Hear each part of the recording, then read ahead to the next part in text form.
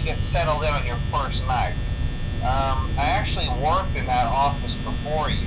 I'm finishing up my last week now, as a matter of fact, so I know it can be a bit overwhelming, but I'm here to tell you there's nothing to worry about. You'll do fine. So let's just focus on getting you through your first week, okay?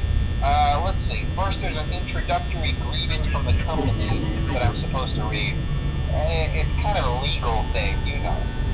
Welcome to Freddy Fazbear's Pizza, a magical place for kids and grown-ups alike, where fantasy and fun come to life.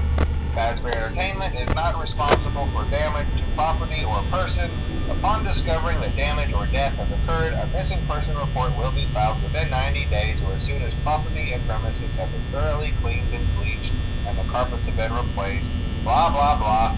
Now, that might sound bad, I know, but there's really nothing to worry about. The animatronic characters here do get a bit quirky at night, but do I blame them? No. If I were forced to sing those same stupid songs for 20 years and I never got a bath, I'd probably be a bit irritable at night too. So remember, these characters hold a special place in the hearts of children and we need to show them a little respect, right? Okay. So just be aware, the characters do tend to wander a bit. They're left in some kind of free roaming mode at night. Something about their servos locking up if they get turned off for too long. They used to be allowed to walk around during the day too, but then there was the bite of 87. Yeah, it's amazing that the human body can live without the frontal lobe, you know?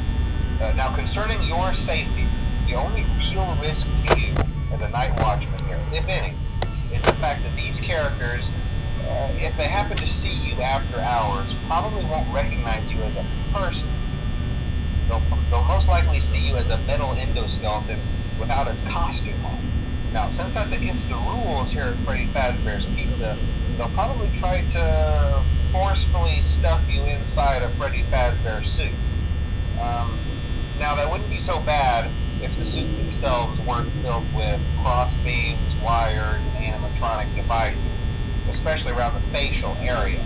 So you can imagine how having your head forcefully pressed inside one of those could cause a bit of discomfort and death. The only parts of you that would likely see the light of day again would be your eyeballs and teeth that pop out the front of the mask. Yeah, they don't tell you these things when you sign up. But hey, first station of the breeze. I'll chat with you tomorrow. Check those cameras and remember to close the doors only if absolutely necessary. Gotta conserve power. Alright, good night.